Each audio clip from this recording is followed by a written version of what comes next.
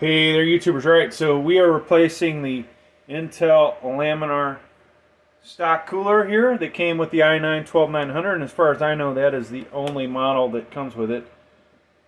We're going to replace it with the cheapest LGA 1700 CPU cooler that I could find on Amazon.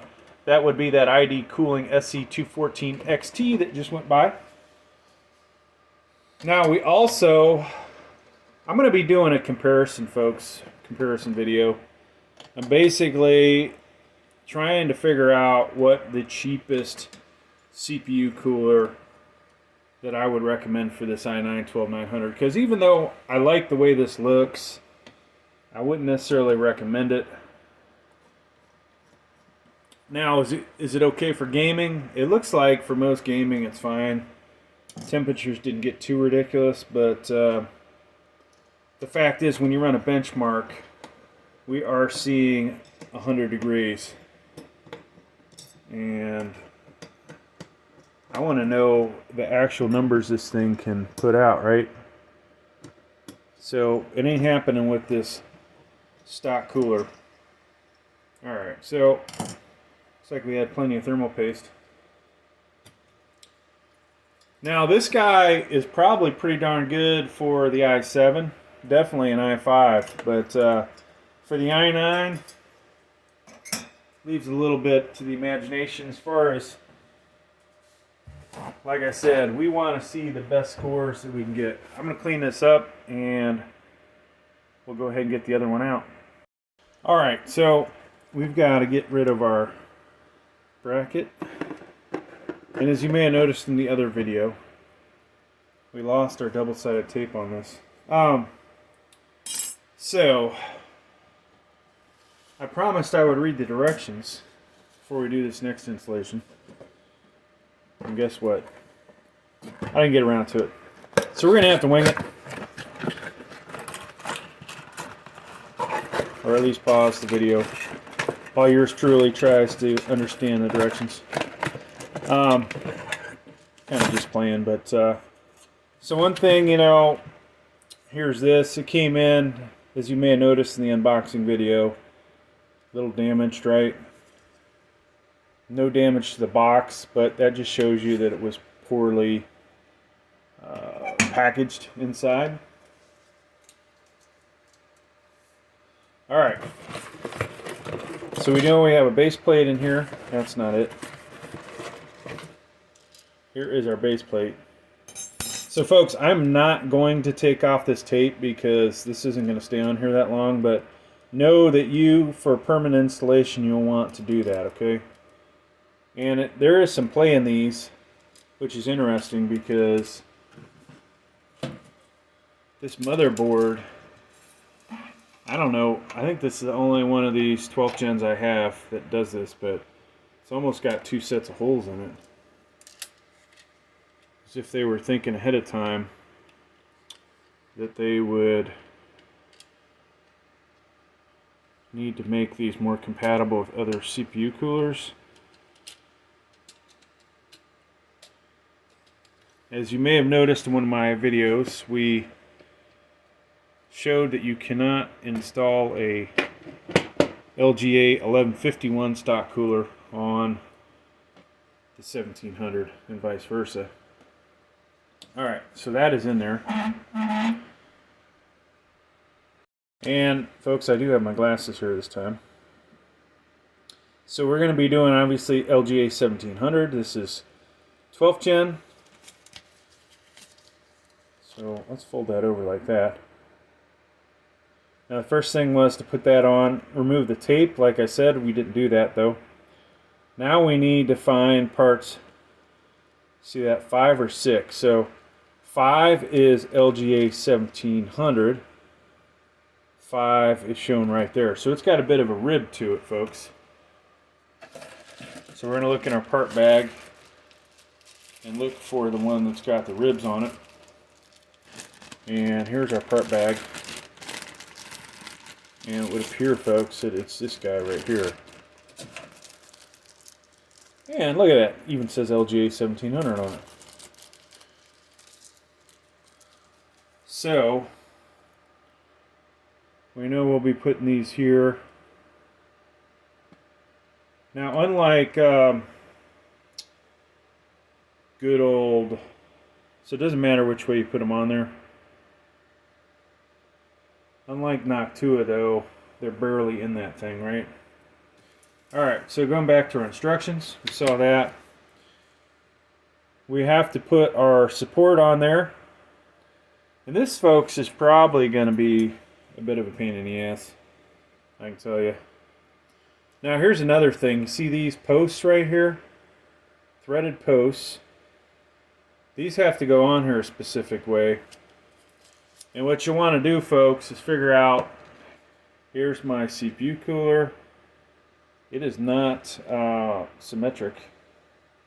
As you can see, that base is not symmetric. But it needs to be angled somewhat like this. Now this support is symmetric.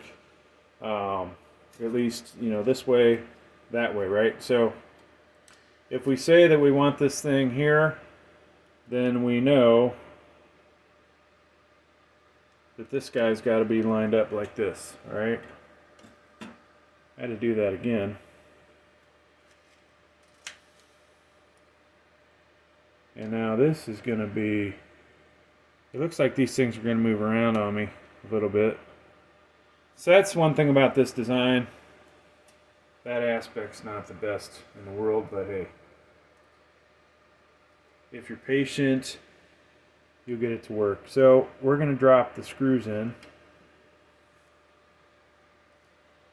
And this may be one situation, folks, where you might want to try and hand tighten it a little bit before you break out the screwdriver.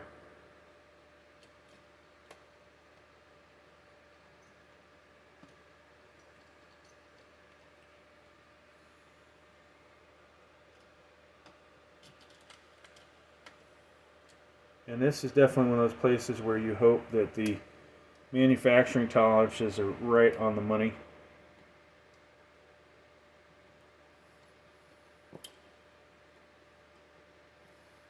And you want to be, you know, gentle doing this, right? Because you don't want to cross thread.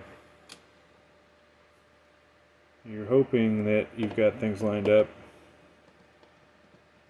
That feels like it's going in.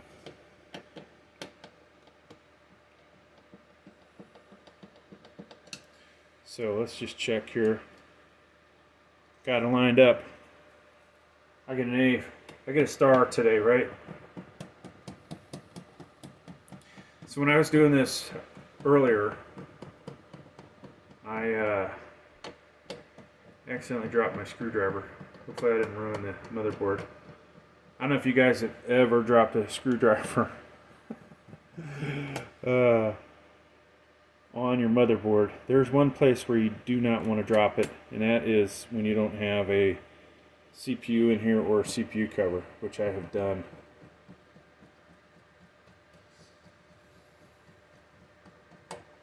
So that guy's in there.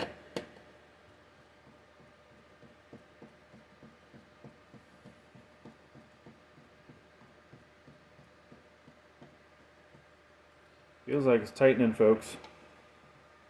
Of course, my hand's in the way in it.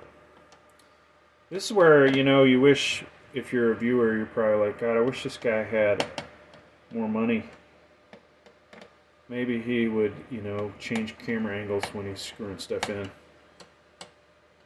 Or if he had an assistant, right? There's a few other people here at the house that be nice if they'd help out in these videos. I'm just messing. Alright, so that's in nice and tight. This is a one-man show here, folks. They're not interested in doing this stuff.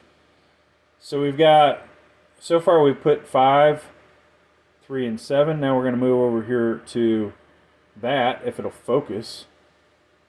Come on, 5G phone.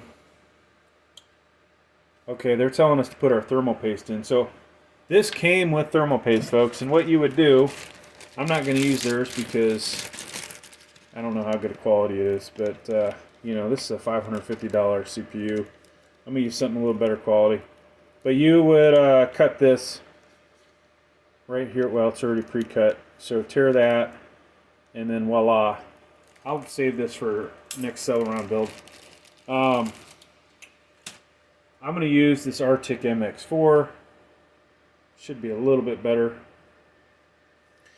Now, unlike the laminar stock cooler, this plate is going to line up a lot better with this, right? Does that really matter? Somewhere in this area is where all the heat's coming from. But we're gonna put 5 dots down. Hopefully we got enough in here just to help this spread out a little bit.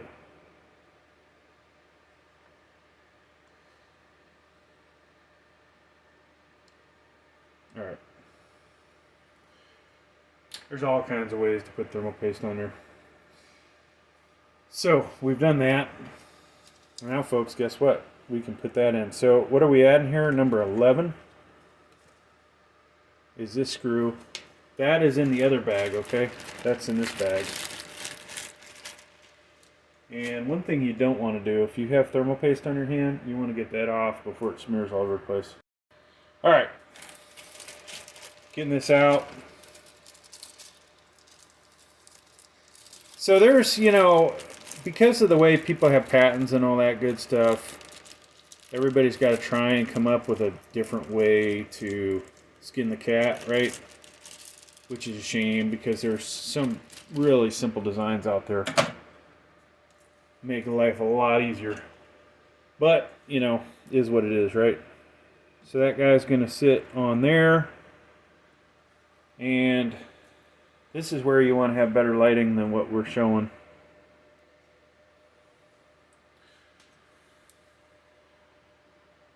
So we're going to drop that in there. And then the other side also gets one of these. And I'm going to just try and get a few threads going. You may be able to do this by hand. We're going to go ahead and use the magnetic tip screwdriver. So this should be a Phillips number 1. It looks like a 1 or a 2 would work for this. Oh, gosh, folks. Guess what? There is a specific way you want to put this fan on here.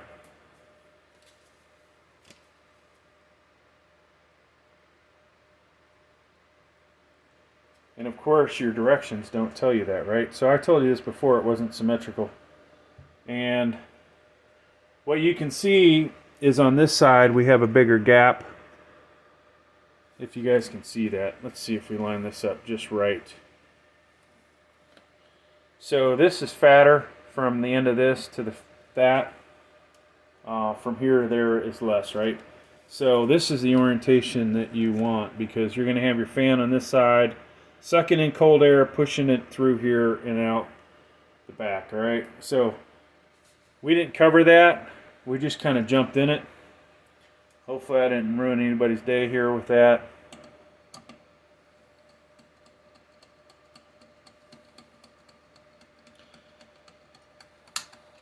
So just another example of, you know, directions. So many times we do CPU coolers, we'll do installations. Usually it's cases and CPU coolers that have really bad directions, right? The motherboard companies, I don't know, you know, where half of these are made at. Maybe they're made in Taiwan, maybe they're made in China, wherever it is. But the people that supply these CPU coolers, they don't get it. It's somebody that has been a design engineer in the past, you know, you want to have clearer directions. And unfortunately, folks, the directions aren't always clear. Alright, so you can look at this, and if you know anything about these, you know which side's the intake and which side is the exhaust. And of course, they would not design this so that you're looking at this ugly side, right? So we know that you're going to see this on this side, okay? Now here's the fun part, folks. Using the fan brackets, that is always one of those things that yours truly, well, it'll drive you nuts, to be honest with you. So we want to have, cat, stop messing with that couch. Sorry, we got the cat here. Move our light. So we have this awesome light. I used to have 2 of these. Got these for free. We don't get a whole lot of free stuff on this channel, but I'm grateful to the company that gave me that. I wish the other one wouldn't have broke. Alright. So these go on a specific way, folks, and if you look at, let's see if we can see it in the picture. Yes, we can. That's what we want to do. See how that bracket's on there? So yours truly is going to try and mirror that. And you know, sometimes you go, well, does this go in the top hole? No, it's going in this hole. All right. And these guys, a lot of the cheaper fan companies do a really crappy job with these brackets. And this is another example. You know, one design I would do, changing this, it needs to either be a little longer, hook in there better. On these cheap ones, they never do. You see how that thing just fell off?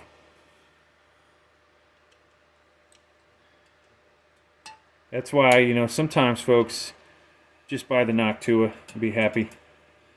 Alright, so to be honest with you, we should have the other one on the other side, right? To do this, but the truth is,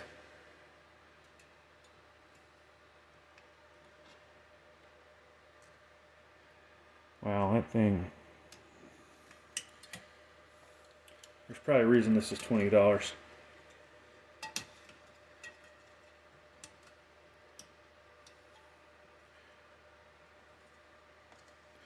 Alright. So it does not look as good as the picture does, obviously. Let's rotate this around.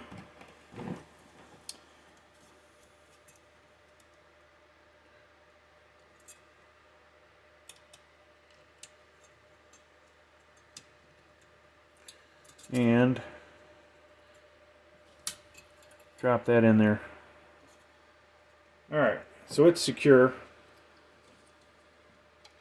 Might not have been the most wonderful method, but hey. Alright, so we've got 2 connectors, right? Now if you don't want the ARGB stuff, don't plug it in, okay? You just want the fan going. You want to save power, don't do that. Here's your 4-pin. This is going to go where it says CPU fan right there, okay? On this motherboard, this is an Asus Z690P PCIe 5.0 DDR5. I got an incredible deal on this, folks. I love this motherboard. Alright, so that's in. Now, you've probably seen me do this and say it. You've got to be careful putting in the ARGB, right? You can already tell I bent the shit out of this. I say that every video. Be careful. You want to come in 90 degrees. This guy is bent.